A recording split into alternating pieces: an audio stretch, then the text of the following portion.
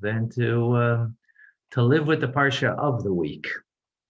Live with the Parsha of the week, as the Alter Rebbe tells us, then we're truly living. We're truly alive. As I once heard, are you alive only because a bus didn't hit you? Or are you really alive? In other words, we could be going through the motions of life, but that doesn't mean we're truly alive. How are we truly alive? Well, if the Parsha speaks to us and the Parsha becomes a part of our daily living, inspires us, and we contemplate it, we meditate upon it, and then allow it to be integrated into our lives, then you know who we are. We're Chabad. Because you know what Chabad is? Chachma is inspiration. Bina is meditation. And Das, which is the acronym for Chabad then, the three elements, is integration, that it becomes a part of our lives, not just a piece of information. So let's continue with that in our lives with this week, Parsha VaYishlach. So we know the story because we're following it. We've all been here together week after week. And we know the story. Last week, Yaakov Avinu, Jacob, our forefather, he fathers with 2 wives and 2 concubines, the 12 tribes of Israel, where in Haran, in the angry spot of the world, where he has to deal with his father-in-law, a trickster, and doesn't allow the negative environment to influence him. On the contrary, he comes out of it with 12 children. Well, actually, honestly, only 11 so far, but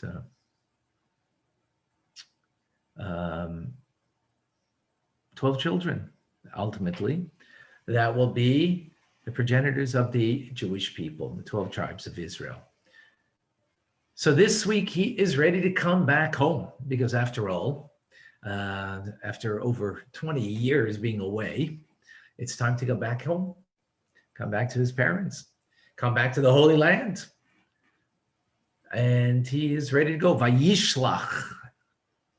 So he's ready to well, at the end of last week's parsha, he's already setting forward to come back. And the beginning of the parsha, we'll share the screen over here so we can see. Okay.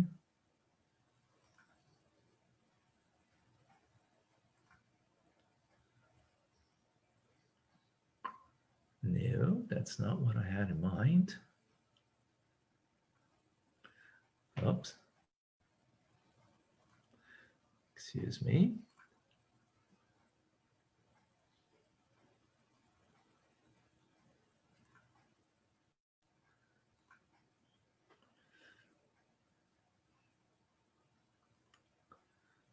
Okay, we'll have to give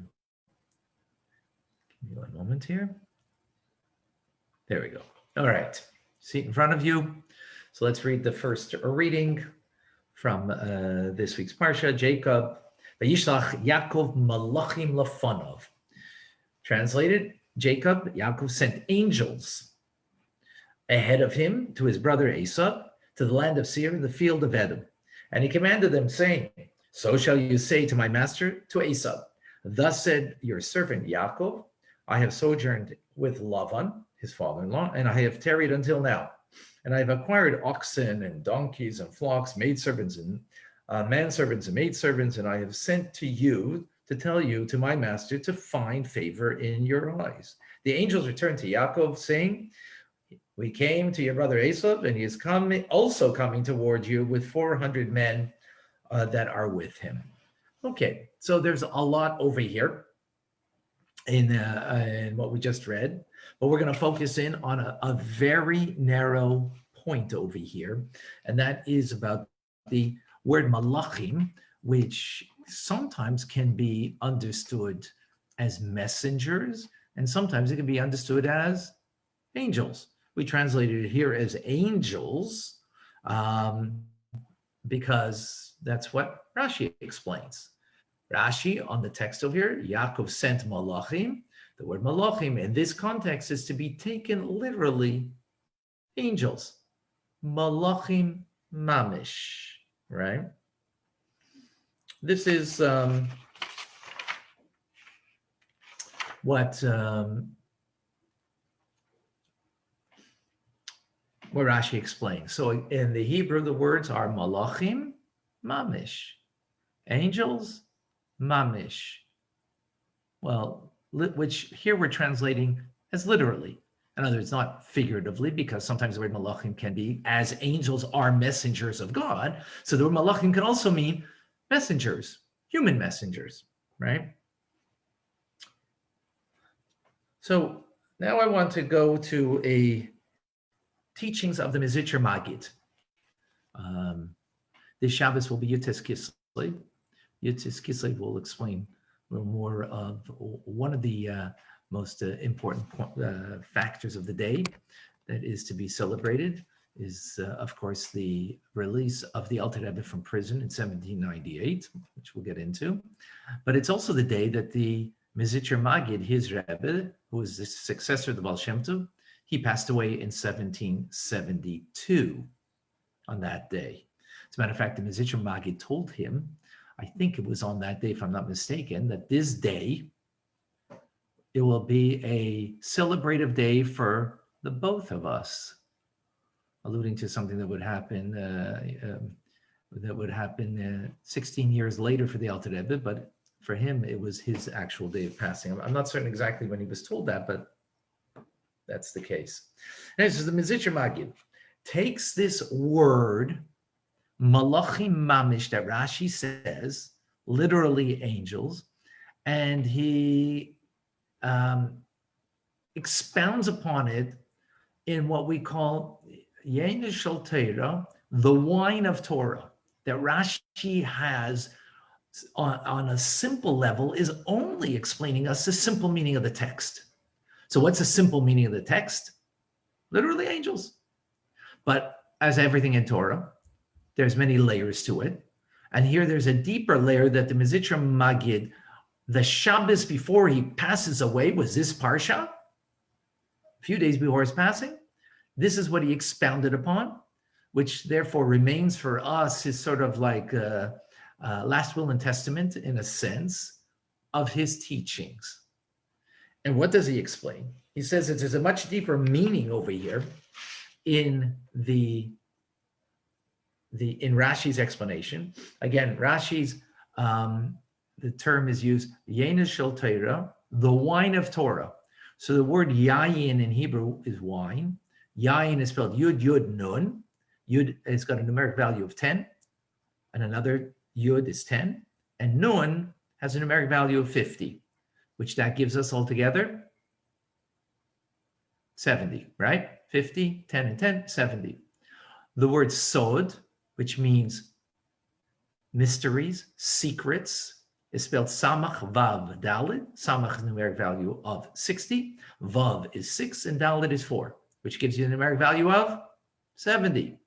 In other words, in Rashi is found in his words the simple understanding of the text, but at the same time, the wine, the secrets of the Torah. Just like as wine enters, the secrets come out, right? Someone drinks a lot of wine, the secrets come out. Hopefully they're good secrets, right? You gotta be careful.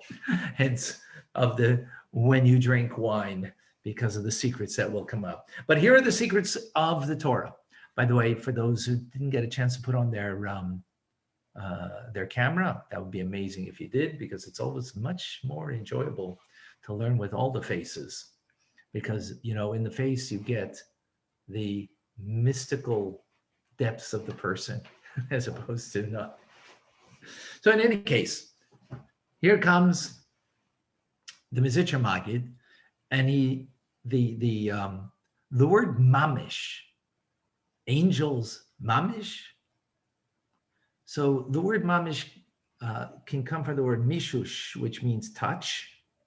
It also means mamashes, which means materiality. And it also means literal. What's the connection between touch literal, and materiality, something that's real, right? To the touch, what do you touch? Materiality. You can't touch an idea. It's abstract, right? You can't touch, right? And in that sense, it's not literal. Materiality is, in a sense, literal, because again, something of the touch. So it has something real to it. So the word mamish, real. Real in the sense of literal, real in the sense of touch, that it's not abstract, and real in the sense of materiality. So the Mizitcher Magid therefore plays on this word and says that what did Yaakov send in the form of angels to Esav?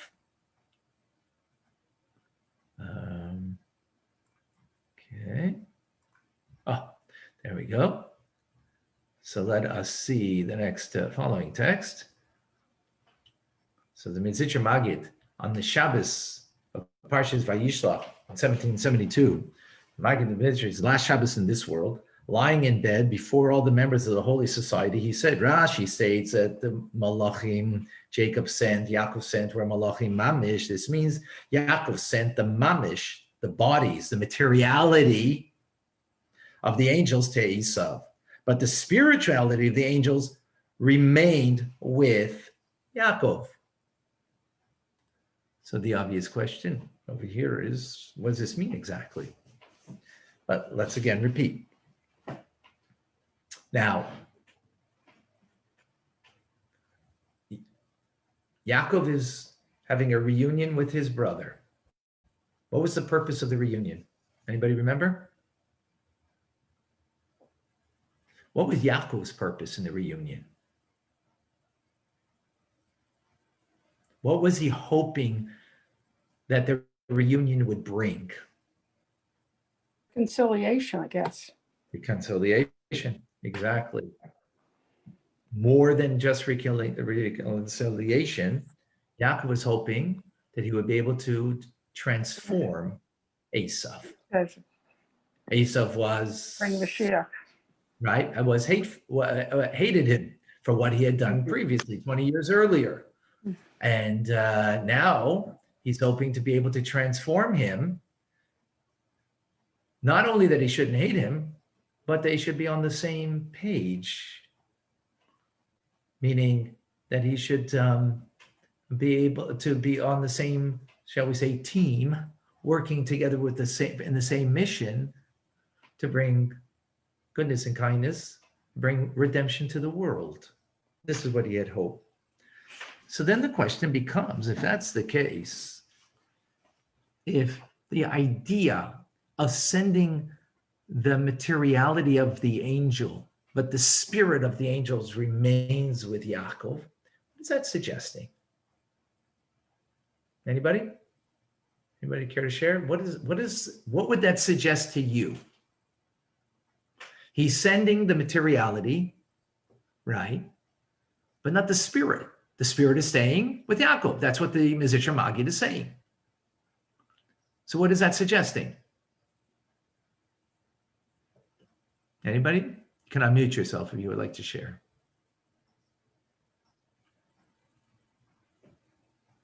Okay. Well, it would sound on a surface level, at least, is that, like, who's the real you? Who's the real you? It's your spirit, your soul, not your physical being. As everything in creation, it's made up of body and soul. So not just the angel has body and soul, but even a rock, a stone, has body and soul. The body of the stone is its physicality, the fact that it takes up space. What is the soul of the stone? That it has a purpose here in creation. It has a value. It has a function. So soul is some abstract. Value is abstract. Purpose is abstract. That's all a function of the soul. Taking up space, though, isn't abstract. It is taking up space. So, but taking up space seemingly is like the person who is at a job and all they're doing is taking up space. Their heart and soul isn't engaged in what they're doing.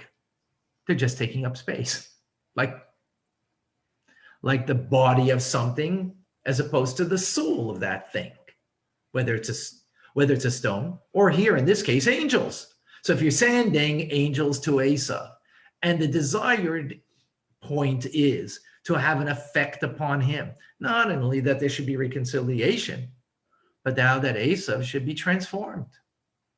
So why would Yaakov only send the materiality of the angel, but not the soul of the angel? Not the soulfulness. The soulfulness of the angel remained with Yaakov.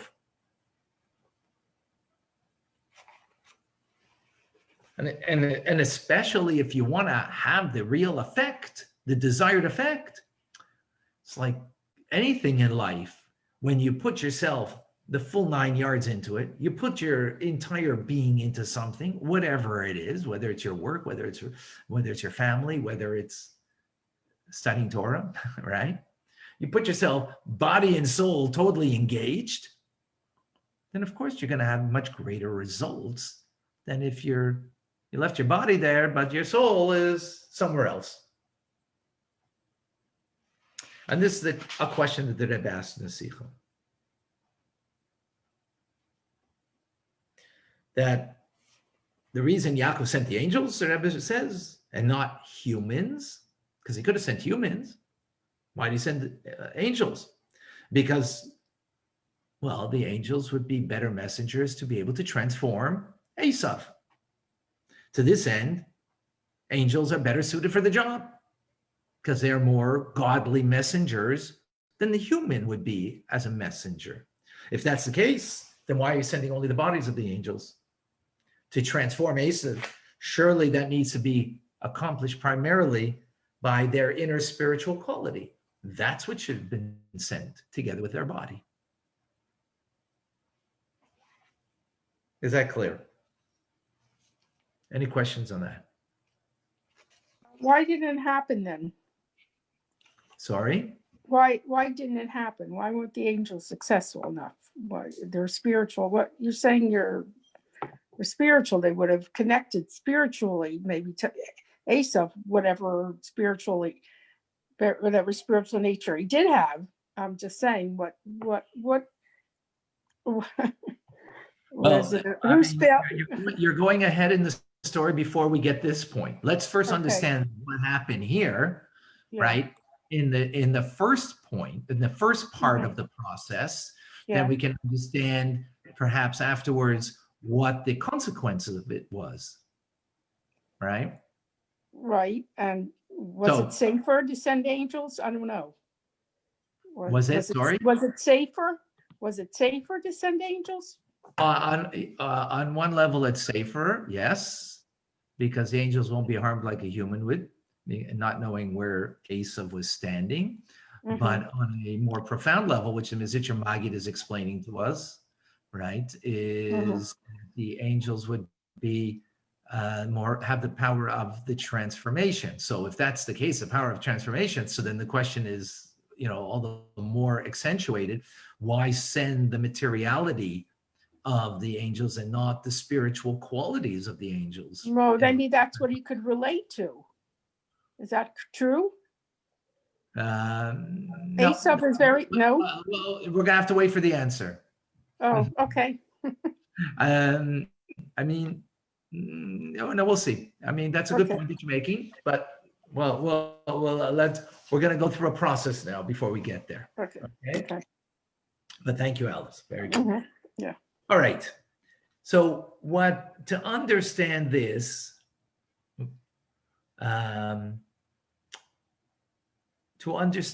concept, we're going to have to now go into what we mentioned earlier about Yutes Kislev. Yutes Kislev is going to be this Shabbos. It is Chag HaGeula. It is the holiday of redemption of the Alter Rebbe from prison, and as we mentioned earlier, in 1798, also the day that the Mizitcher Magid passed away. It is called the Rosh Hashanah of Hasidus. It's a new year. You know, Hasidim add in their observance, and we even add a new high holiday. It's called Yud Kislev, the Rosh Hashanah of Hasidus. So I'm sure most of us are familiar with the basic idea. The basic idea was that the Alter Rebbe was in prison on trumped up charges against him, that he was sending monies to the Ottoman Empire, who was a sworn enemy to the Tsar of Russia. And indeed, he was sending money to the Ottoman Empire, but he was sending it to the Jews living under the rule of the Ottoman Empire in Israel at the time, who were very destitute. Many of you know about this because we learned in the fourth book of Tanya a lot about giving tzedakah that the Alter Rebbe was collecting for the Jews in the Holy Land. But that is the body of the story. What's the soul of the story, right? We're separating here between the body and the soul. What is the soul of the story? Is it really was a heavenly trial. It was a trial in heaven against the Alter Rebbe's teachings, not against the Alter Rebbe himself, but against the teachings. And as the story goes, in prison came the Baal Shem Tov and the Mizitcher Magid, who had already passed away. As we mentioned, the Mizitcher Magid passed away in 1772, and this is a story that took place in 1798. And what took place in prison? Well, we have over here. The Alter Rebbe asked them, again to the Baal Shem Tov, the Mizitcher Magid, why do I deserve this? And what do they want from me? In other words, the Alter Rebbe knows that this is a heavenly decree. What is the decree? So the Baal Shem Tov, the Magid answered, the heavenly accusation against your publicly disseminating the teachings of Hasidus has been renewed. There's a decree against you in heaven. They're accusing that you're doing something that you shouldn't be doing, teaching Hasidus and disseminating it to the masses. The Alter Rebbe asks, if I make it out of here, should I stop teaching Hasidus? So if it's a heavenly decree, obviously, there's a question if I should continue doing what I'm doing. They responded, no, because you have started, do not stop. To the contrary, when you go out of here, which means he will get out of here, you shall increase. So there's several questions over here. Anybody disturbed with any of the response of the Baal Shem Tov, the Mizitcher Magid? Anybody have questions on what they said? Why would there be a heavenly decree against Why would there be a heavenly decree? Excellent question. Okay, we'll get to that. Excellent question. Any other questions? Good. Yeah, good. What else?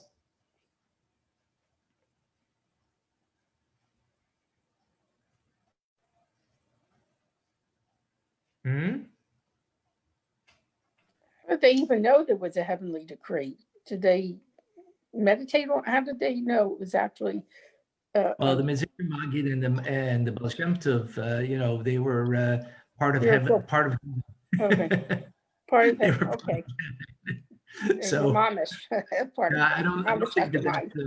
don't think that's the question. Okay. How a tzaddik knows, I don't think is the question. The question though is, firstly, the fact that the Alter Rebbe did what he was doing was because he was told to do that by the Mizitcher Magid, his Rebbe, that he should disseminate the teachings. So now there's a heavenly decree. What's going on? So if it was right to begin with, so what's the problem?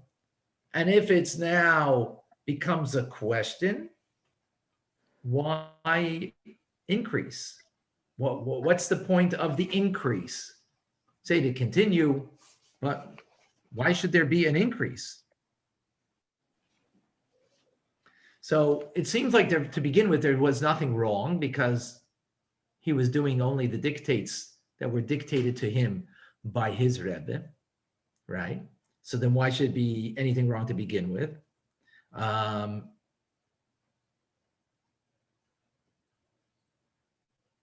And secondly, in general, what would be the problem in teaching to the masses, teachings of Torah? So we need to get to the core of this. We need to get to the core of this. So we need to understand, Hasidus in other terms is called mayonis, wellsprings. What are wellsprings? Wellsprings are forms of vitality of water that come deep from the ground, and you have to dig deep to get them. And when you get them, they can gush forward and give vitality in a very strong manner. What does that mean? That's a metaphor, of course. So getting back to body and soul, because that's how we started, let me continue with that idea. What is the body of Torah? Anybody could explain that to me. When you say about the body versus the soul, don't tell me what the soul is. Tell me what the body of Torah is. Anybody? Not all at once, please.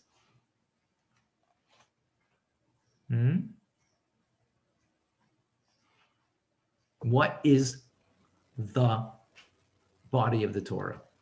The words themselves. Sorry? The words themselves, without getting behind any of the meanings. Just whatever it says. Okay, good. The words themselves, that's one form of body. Yes, absolutely. What else? 613 mitzvah. Okay, and could you elaborate, Leanna, on that a bit more? So just specifically what you're supposed to do and what you're not supposed to do. The do's and the don'ts, which is the how of Jewish living. Excellent. Thank you, Leanna. Exactly. The do's and the don'ts, how to live a Jewish life. In other words, Shabbos, we just celebrated Shabbos, right? The do's and the don'ts in the observance of Shabbos. Hanukkah is coming. There's the do's and the don'ts of the observance of Hanukkah. And as Leanna mentioned, 613 of them, plus, of course, rabbinic laws and so on. But then there is not the how of Judaism, but the why. Why of Shabbos? Why of Hanukkah? Or even deeper than that, deeper well springs would be the why of living, the purpose of living.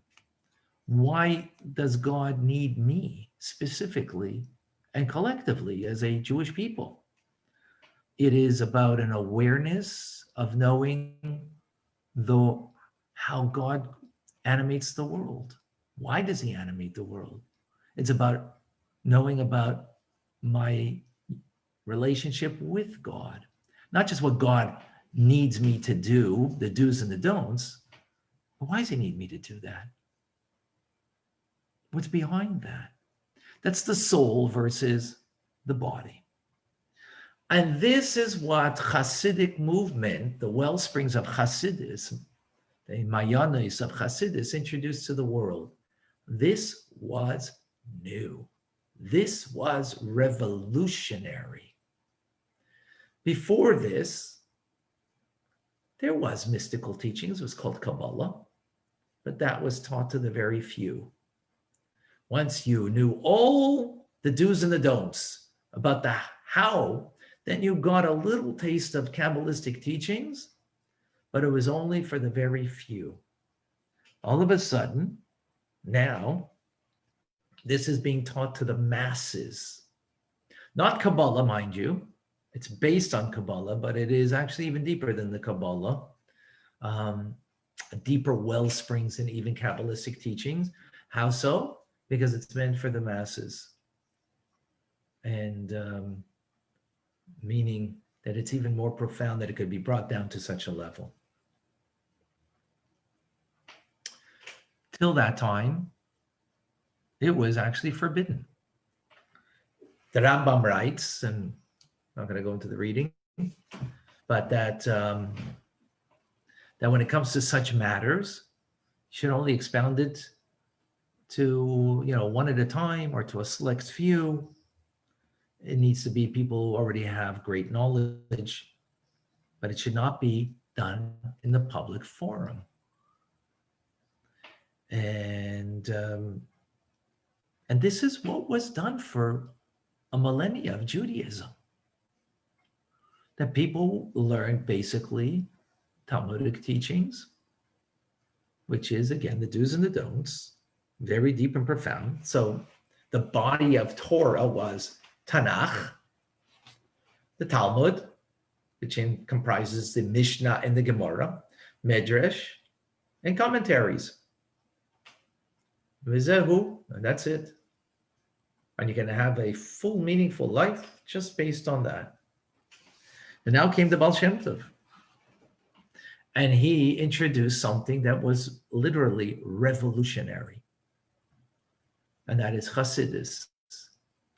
But he didn't introduce it to the few, the scholarly, to those who, had finished studying the Talmud several times over and knew it inside out. No, he brought it to the masses.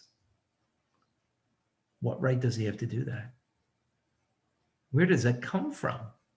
Introducing something so new and innovative that wasn't there for all the generations in the past. So we're going to offer two answers to this question. Two answers. The first one is because of the uniqueness of the times, how dark the days were, physically and spiritually. Physically, what the Jews were going through in pogroms, in just challenges physically, materially, and of course that affects you also spiritually. What had happened was, because of the exile with the Jewish people for so many years now, what happened is we get bent over and we're not able to connect with God in the intuitive way that Jews did beforehand. In other words, there was a time that a sense of God, godliness in connection to God, whether it's through Torah study or through just living Jewish life, was inherently there, and people had the capability of getting to the deeper parts of the soulfulness of Jewish living in a very simplistic manner. But because the exile became so hard and so difficult, that was beginning to be lost. A sense of God's presence, a sense of unity and connectivity amongst Jews, a sense of inner sense of tranquility in the sense of purpose. It became a much more confused state of affairs on the individual and collective level of the Jewish people. So whereas the inherent value of the soul was so obvious in previous generations, now it became something not so clear. Whereas the inherent value of Torah and mitzvahs was something that was, again, so obvious and apparent, now it became a struggle. So when things get dark out there, and the darker they get, what is necessary? God always provides a great illumination that can battle the darkness, whether it's the inner darkness of our own, or if it's the darkness of the entire world that we need to engage in. And this is exactly why Hasidus came, or at least the first reason why Hasidus came, in order to battle the darkness. Just to give this by way of metaphor, 100 years ago, you could say that the bygone days, let's say 100 years ago, let alone 500 years ago, the idea that a person would get schooling, and then work hard and to support a family was a given. You have to explain that to people. You didn't have to teach that, obviously. Because why did you go to school and why are you going to work? Is so you can raise a family in a Jewish path. That's not necessarily today the sentiment that people have. That's not necessarily, a given today. A sense of responsibility for, for a family, a sense of purpose that in raising a family. That's not a given, not as it was 100 years ago, for sure not. So what do we need today? We need a little more understanding of that. We need a little more TLC to, give us the push in that direction.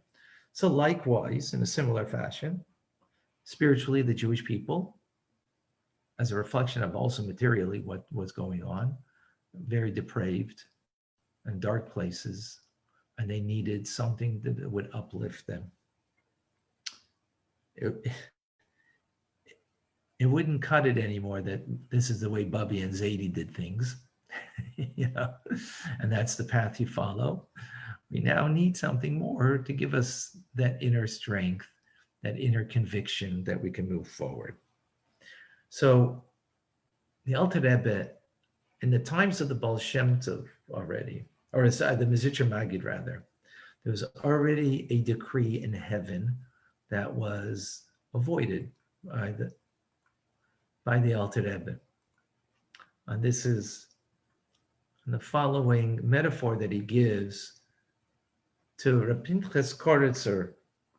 It says it was among the most distinguished of the Rabbi Yisrael Baal Shem Tov's disciples. He believed that the holy teachings of Hasidus should be safeguarded, shared only with a select few. So imagine, this is a follower of the Baal Shem Tov, and he was not so happy that it's being disseminated everywhere. This is not even an adversary of the Hasidic movement, within the movement. He was particularly opposed to those who transcribes the teachings of his colleague, Rabbi Dov Ber, who's the Mizitcher Magid, who became the successor, of course, of the Baal Shem Tov, who actively distributed copies to the wider Jewish community. Once, Rabbi Pinchas was in Mezerich. He found one such transcription languishing in a mound of garbage. The sight of this caused him great pain. He's a holy man, and he sees holy teachings that are in a garbage mound, meaning, you're making it so public, disseminating it so much that look what's happening. Holy teachings in garbage? The sight of this caused him great pain. Rabbi Shneur Zalman of Eliyahu was also in Mezrich at the time and knew that Rabbi Pinchas's objection to the publishing these teachings indiscriminately. Wishing to appease Rabbi Pinchas, Rabbi Shneur Zalman offered a parable. There was once a prince who fell gravely ill. The doctors were unable to find a cure for his illness. One day, a man arrived at the palace and prescribed a remedy. He described a certain precious stone with which, if one would grind it to the finest powders, mix it with superb wine, and give it to the prince to drink, he would be cured. The only such gem in the kingdom served as the centerpiece of the king's crown. The royal ministers were afraid to remove it and damage the kingdom's most precious possession and the ultimate symbol of the king's sovereignty. But the king was overjoyed. He ordered that the gem be extracted and ground immediately, and a poached and prepared. Grind, pour, and squander the entire gemstone, said the king. Who knows? Perhaps a single drop will enter my son's mouth, and he will be healed. Wow. Powerful words over here. In other words, what is this metaphor telling us? When the fabric of Jewish identity, unity amongst Jews, the passion for Torah and mitzvahs is at risk, what do? Anything that would be necessary to revive the souls of the Jewish people.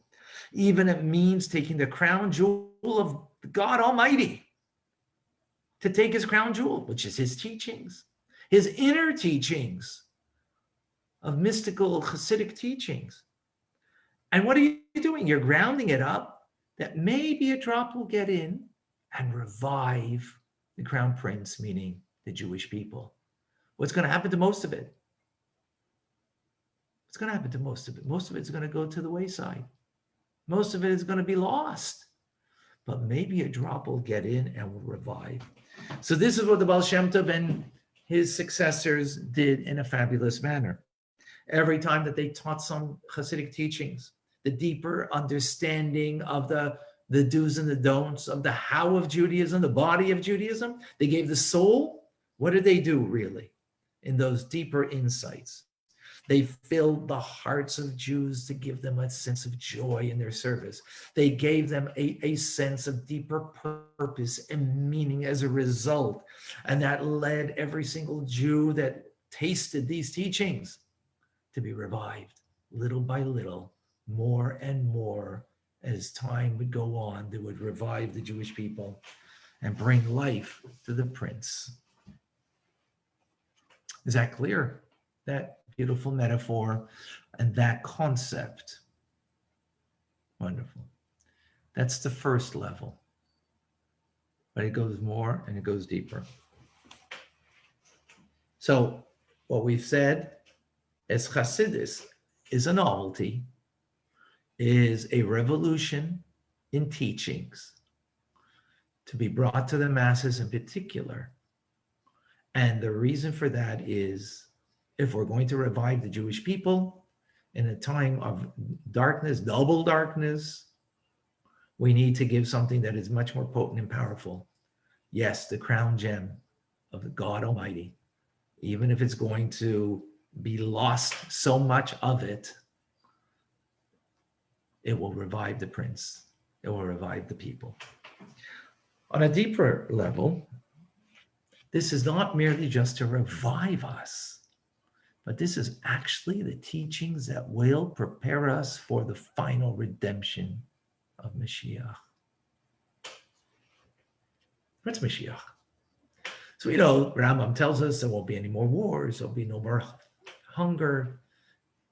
There will be enough. There's enough food today to feed the entire world. It's just a question of logistics and how to get it there, and maybe a question of some greed. But 100 years ago, there wasn't enough food to feed the world. Today, there is. Today, as opposed to 100 years ago, there's a lot less war. And even war is not a battle for the same reason it was 100 years ago. 100 years ago, it was battled in order to be imperialistic. Today, it's a little different, but I'm not going to go into detail into that right now. All those things, though, of Mashiach is an outgrowth of the ultimate reality of Mashiach. And what is that? Is that the presence of God will be palpable, will be real, will be mamish. What does it mean, mamish? So he said mamish is real. What is real? Something that's palpable, something that's material. In the materiality of our existence, we will have a perception of godliness. It will be something not just in the abstract mind's eye, but it will be something like, in a sense, that you can tap into. And it's going to be just banging the table makes a sound, and there's a feel, right? And that's real. The presence of God will be even more real than that, much more real than that. And that's the soul of Mashiach, as opposed to the body of Mashiach will express itself in no more war. Well, if you have the presence of God, of course you're not going to be battling. If you have the sense of God's realness, literally, then of course you're going to have enough food for all of humanity. There's no question about that. And this is what will ultimately be in this world.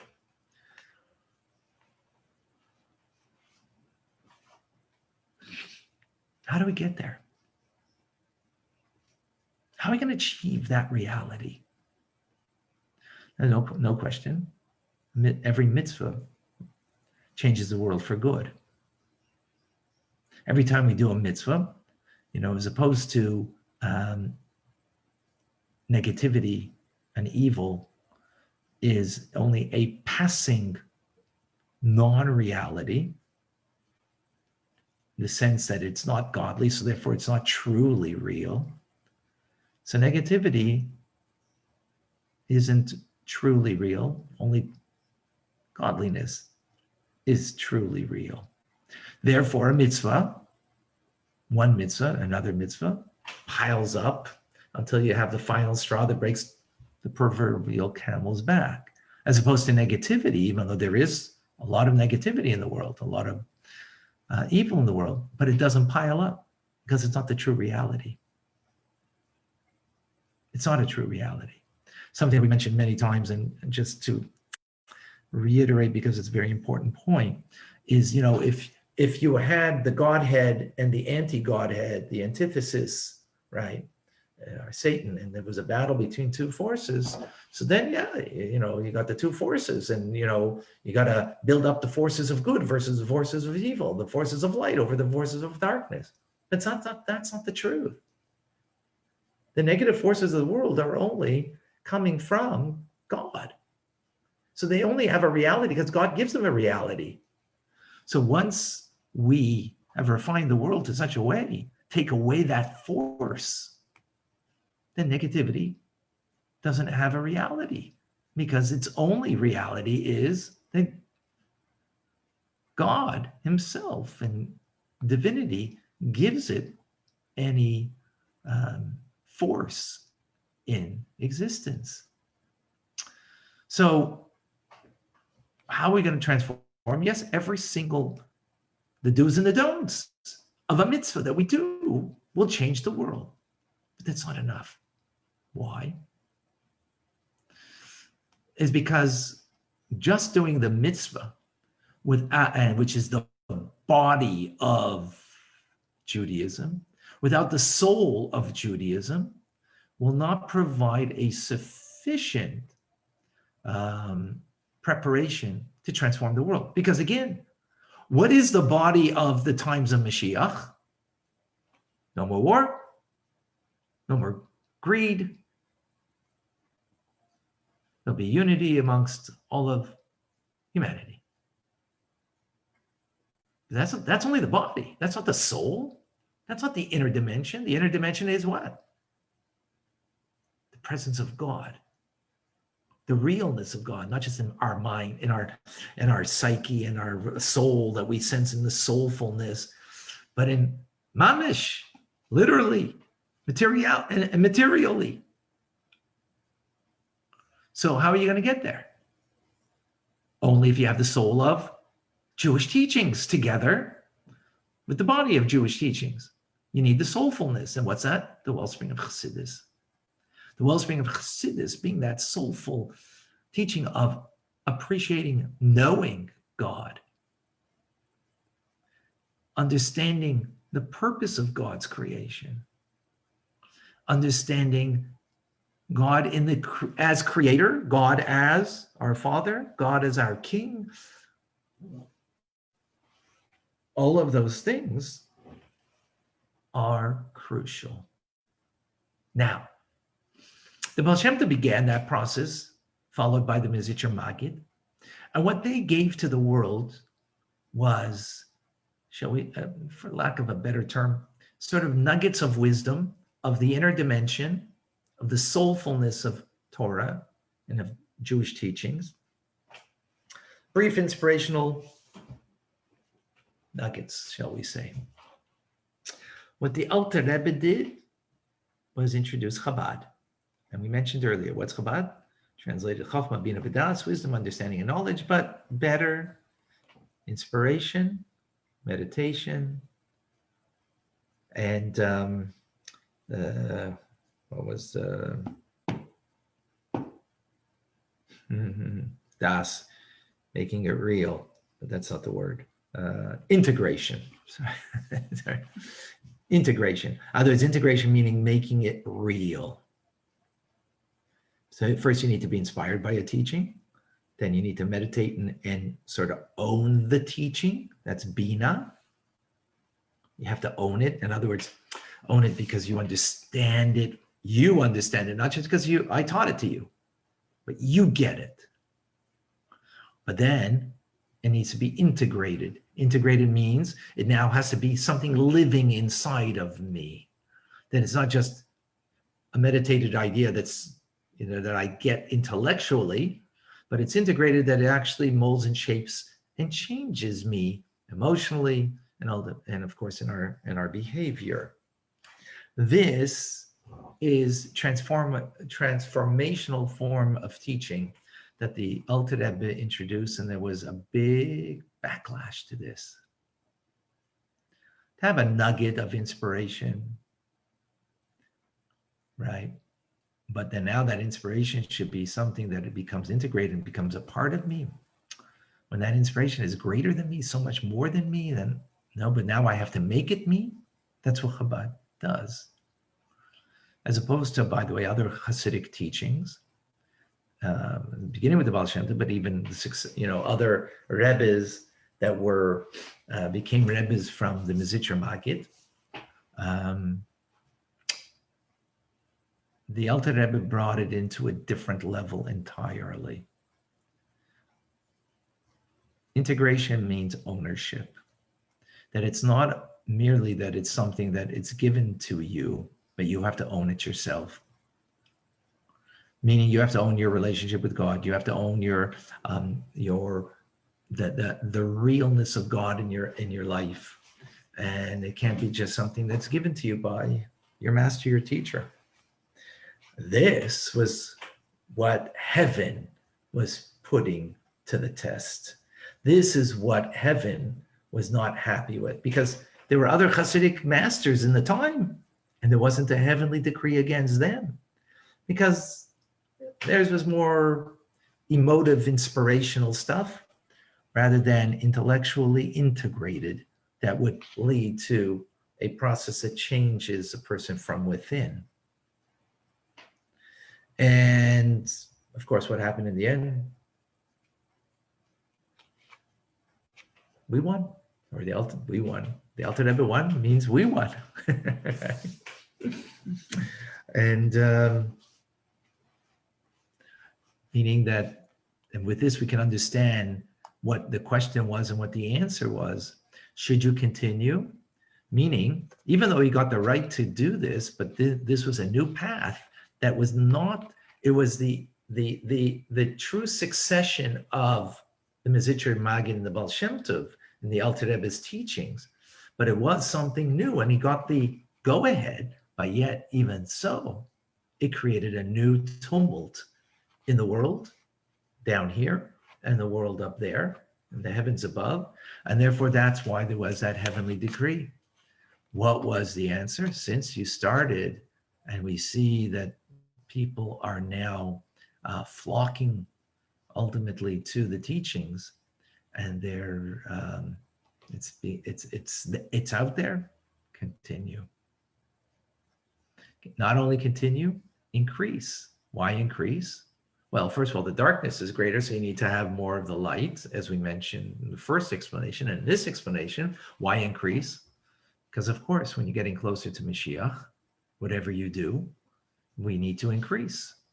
It's like, you're coming to the finish line of something. You're not, do you put in a race, even though it's not really call it a race in that sense, but maybe in a sense it's even more than a race. But coming to the finish line, do you put less effort in the end to cross the line, or are you putting more effort in the end? Of course, if you're running and you're going for the gold medal, you're going to put greater effort at the end to cross the line, even though you might be even more exhausted. So likewise, increase, not anything but that.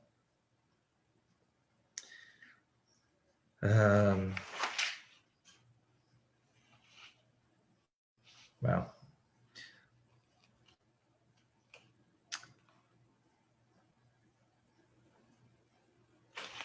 So let's see what the Rebbe says on this.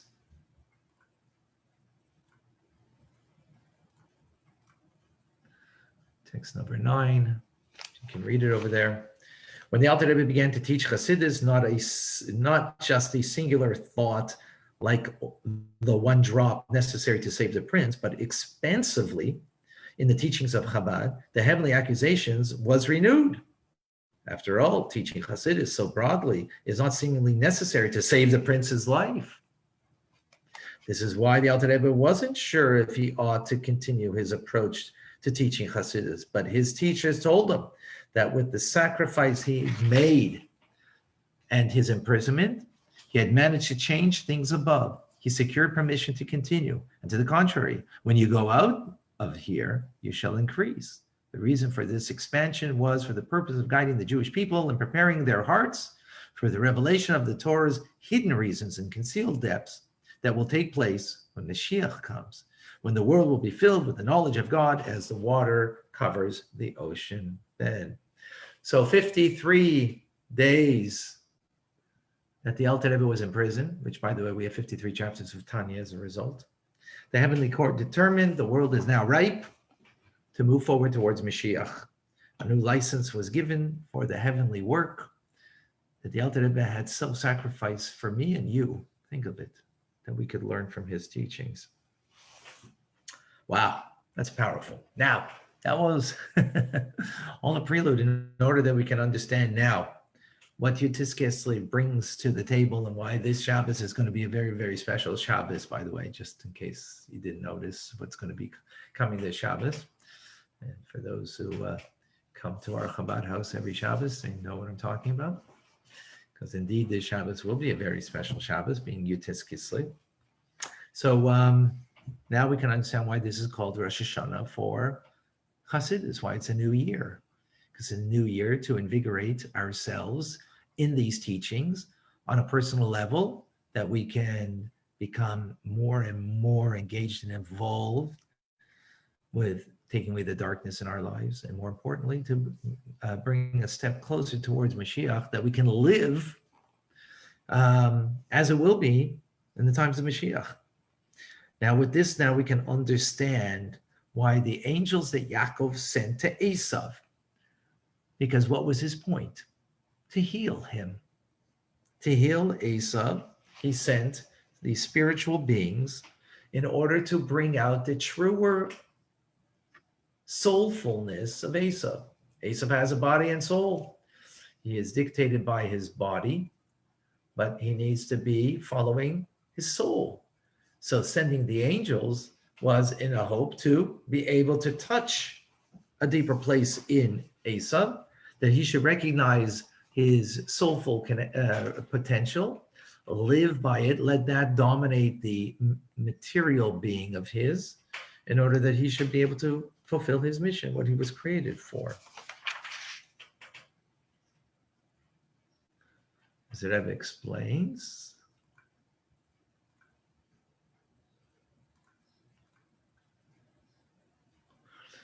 the soul descends into the world for the purpose of sublimating the body of one's sphere of influence, transforming them into channels of godliness. This is similar to the angels Jacob sent to sublimate Esau. And just as Yaakov required angels for his mission, so it is with our mission of sublimating the body of the world. One must summon upon their inner angels the spirituality within. This is required method to effectively sublimate the world. So, in sublimating our inner angels, right, our inner potential, our soulful connection, that's what it means, right? There's two ways that we can do that. One is, and this is based on last week's Torah studies that we learned together, if you recall. One is through iskafia. Iskafia means to coerce ourselves, to bend ourselves. In other words, how often is it that we don't want to do the mitzvah, but we know we should do the mitzvah. So we kind of coerce ourselves, force ourselves to do it. What doesn't want to do the mitzvah? The body, because it has its own agenda. It's seeking comfort, it's seeking pleasure. The soul knows better, but we're not so attuned to it, right? Or it doesn't dominate the body enough that gets the body engaged. So what does it do? It coerces it. but it's not transformative.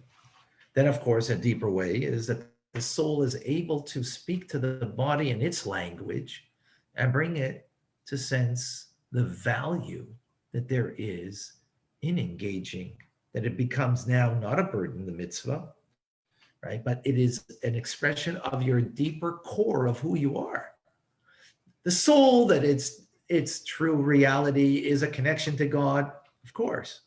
But the body, its true reality, because remember, as we explained, there's not two forces over here, God and the anti-God. If so, then there would be the soul and the body. No. The body is also a force of God.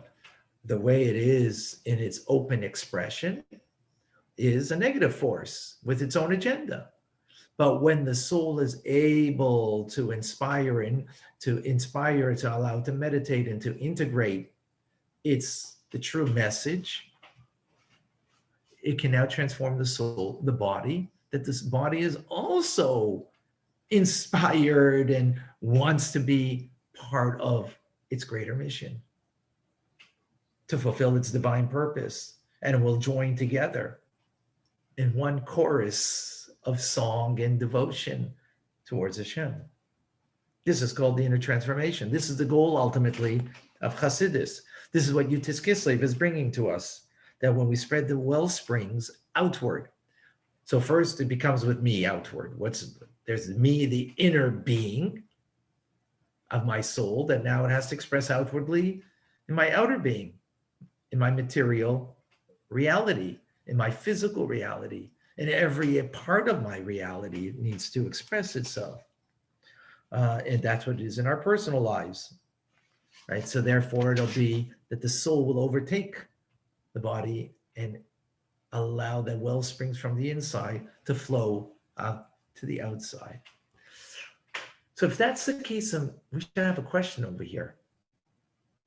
Anybody? We should have a problem now based on this teachings of why Yaakov send merely the materiality of the angels to Esav to transform him, when we send the soulfulness, the soul, to Esav. Because after all, if what you're trying to do is transform and bring out the soulfulness of Esav, that he shouldn't be led by just his material bodily existence, taking up space, right? Then to do that, don't you need to send the soul of the angel to bring the soulfulness out? Good question. So am I. So the answer is, of course, when we speak about the soul, the angels over here and being sent, we're not talking here about space and time, that that there's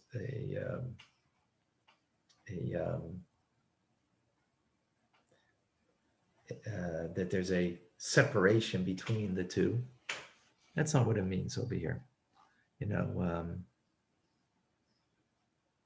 There's not there isn't a separation here. We're not suggesting that the soul remained behind and therefore you're kind of not fully engaged, right? That's what it would mean in our terms. If we leave our soul behind and we just have our body engaged in something, we're going to do it on autopilot. We're not fully aware, fully engaged. There's not going to be a soulfulness and a true purposefulness in what we do. But of course, that's not the case with angels. So we don't mean that. So what does it mean then that there's this separation between the body and the soul of the angels? It means very simply, when you engage with another person, Esav of the world, how are you going to engage with that person? When you are someone who is so fully connected, and now you have to go into a dark place with people that are not wholesome, they're not pure, they're not sitting in the tent of learning, they're not engaged in the same purposeful, meaningful connection to God Almighty and serving God. So what happens is if you start to engage with such an individual, first of all, it's new to you. Secondly, you may get tainted by them. So what is being suggested over here is engage, transform, but don't get transformed. That's the concept of the separation here of the body from soul. Be there, but don't be together as them. So we all have this in our lives. We're probably more committed than many other people in our family that might be committed to Torah and mitzvahs. Yet we need to engage our family. We need to engage our friends. Question is, how do we do that? So we can engage with them in a way that we kind of lose ourselves. And sometimes it happens that we realize, you know why? Because we didn't separate our purpose from our engagement. In other words, my purpose should not become now lowered to what their purpose is. My value should not be lowered into what they value in life. There needs to be that kind of separation, and to remain back with Yaakov, the source of my inspiration, the source of my connectivity in Yaakov, right? And that's what is important, because otherwise, we can very easily lose direction. Let's see how the Rebbe explains this.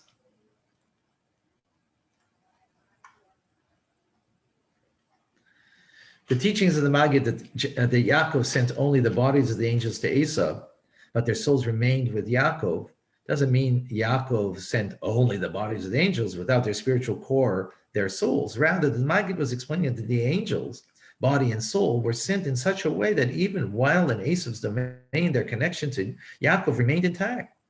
It is as if they came to Esau in body only, in the sense that they knew that this wasn't their rightful place. This is not their true place, their true reality. This is what I got to do. This is not who I am, right? It's like, you got to go to work. Is that who you are? Does your work define you? The doggy dog, world out there define you? That's what you do. So the same thing as engaging in the negative forces out there is not your rightful place, not really where you're at. Your rightful place is with Yaakov. At heart, their spirituality remained with Yaakov, and they were in Esau's presence only to the purpose of fulfilling Yaakov's mission, like the body, which is not an independent entity, but rather a being which does the soul's bidding. Wow, that's a powerful idea. But it actually goes even further. So again, just to reiterate, we got to be careful that when we go into a relationship that may not be the most wholesome, and sometimes we have to do that, or we go into a workplace that is not the most wholesome, we have to know that that's not defining us. That's not my true place of desire to be. I've got to do that because that's part of my mission. My mission is I got to deal in that situation so I can transform that situation. But that's not the real me. So now it goes a step further. How is it possible that I can be in that situation, and indeed that I don't get lost in it? I don't allow that darkness to affect me. And that is because my soul is connected to Yaakov. Who is Yaakov? It's a patriarch. The choices of the three patriarchs, right? Who is Yaakov? He's the Rebbe of Yaakov. He's the Rebbe. That when you remain connected to your Rebbe, to your mentor, to your teacher, that you are there as an agent of your teacher, of your Rebbe. Then, because you're always connected and you're there as a shliach, right? VaYishlach Yaakov Malachim, and Yaakov sent angels. He sent Malachim. He sent messengers. He sent shluchim that represent him. If you recognize that you're going there as a representative of God Almighty, if you're going there as a representative of the leader of the generation, as Yaakov was the leader in his generation, right? Then you have the power that you yourself will not get usurped by that darkness. And not only that, but you will take that darkness and be able to transform it. Because think about it. How can you transform such a dark world? It's difficult enough that we ourselves should not get, lost in it. It's very easy. But how is it possible that we can transform it? Because when we are going as messengers of Yaakov, we're going messengers of the Rebbe, we're going messengers of God Almighty. So then we are imbued with a deeper sense of purpose, a deeper sense of empowerment, that we are not going alone. We're not going alone. That is truly transformational. Then we are a force that we will truly transform the world around us. Rebbe says, it is possible that one engages the world by force in a way that the body is perceived as an entity apart from the soul. Therefore, the Maggid explained that the ultimate goal is when the soul's ability, the angels sent to Asa, are completely in tune with their inner spiritual core. In this way, even the deepest depths of the soul, the inner wellsprings, shine forth and spreads without limit to every facet of one's life. So, I think I jumped the gun over here on this. So when we're connected to our source, which is the wellspring, which Yaakov represents, right? We're connected to that source. So then we have the wellsprings of the teachings that when we go there, we are connected in a very deep way. And that we will always have the power of the reservoir of that wellspring that will give vitality to me, even when I am in a place that is dealing with an ace of the world. But finally, in a deeper sense, is those wellsprings come from the master of the wellspring. Who's the master of the wellspring? The Baal Shem Tov, the Mizitcher Maggid, the Alter Rebbe, his successor, the Mittler Rebbe, his successor, the Tzemach Tzedek, Rebbe Marash, the Rebbe Rashab, the previous Rebbe, and of course, our Rebbe in our generation. If we remain connected to the Yaakov of our generation, who is the source of the wellspring, then, and we learn from those wellsprings of our teachers, our masters, our Rebbes, then that will give us the strength that we can go out into the world and be transformative in every environment that we engage. This is the uniqueness of the power that we have in our day and age more than ever before. Think about it for a moment, folks. It's really quite amazing. The Chassidim of the Alter Rebbe were greater than you and I. Greater than me, that's for sure.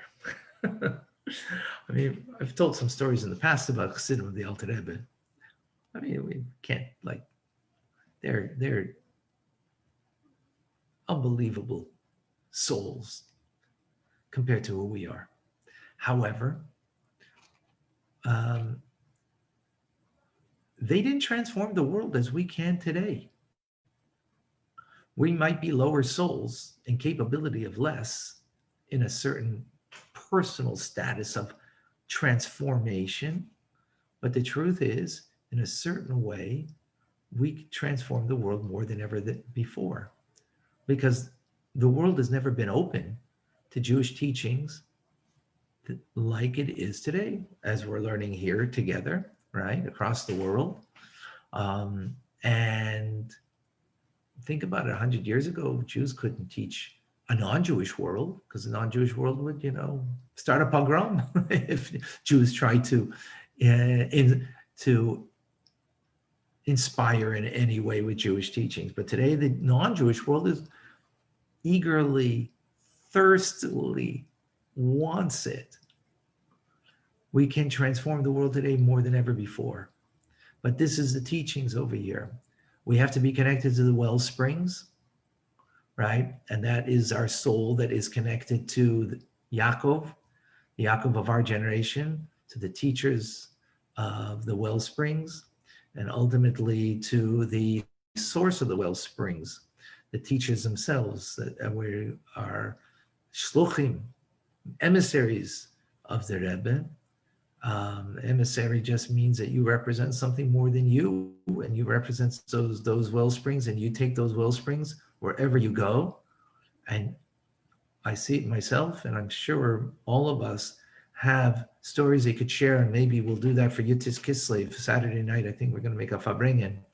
We'll make a fabringen for Yutis Kislev Saturday night, Mitzvah Hashem, where everybody can share some of their transformative stories on how when they went as an emissary of Hashem, as a shliach of the wellsprings of Chassidus, the Rebbe, and that you were able to go to an environment that you thought you could, that might even be hostile. But no, it was transformative. That's all the power we have, and that is what's going to change the world and bring Mashiach now. Any questions, any comments, any thoughts on this? This is powerful stuff to take home. I don't hear anybody saying anything. I guess it must be really clear. Anybody? Everybody. 1 second. Just want to All right, folks. Thank you. Thank you, Tim. Thank you. All right. All right, folks, I want to bid everybody a Shavua Tov. We have this whole week to prepare for Yutis Kislev. As I mentioned, this Shabbos is Yutis Kislev, so we need to make the preparations. Very important that we all engage in those preparations in order that Rosh Hashanah of Chassidus should be, more this coming year than the past year. So early Mazel Tov to everybody, and a good job to Need everybody. it. Thank you. Mazel Thank tov. you. Thank you, everybody. Thank you for joining. Thank you, Thank you. Rabbi. Thank you very much. Thank you. Well, A wonderful week. gesund. Well. Thank you so much. Thank you.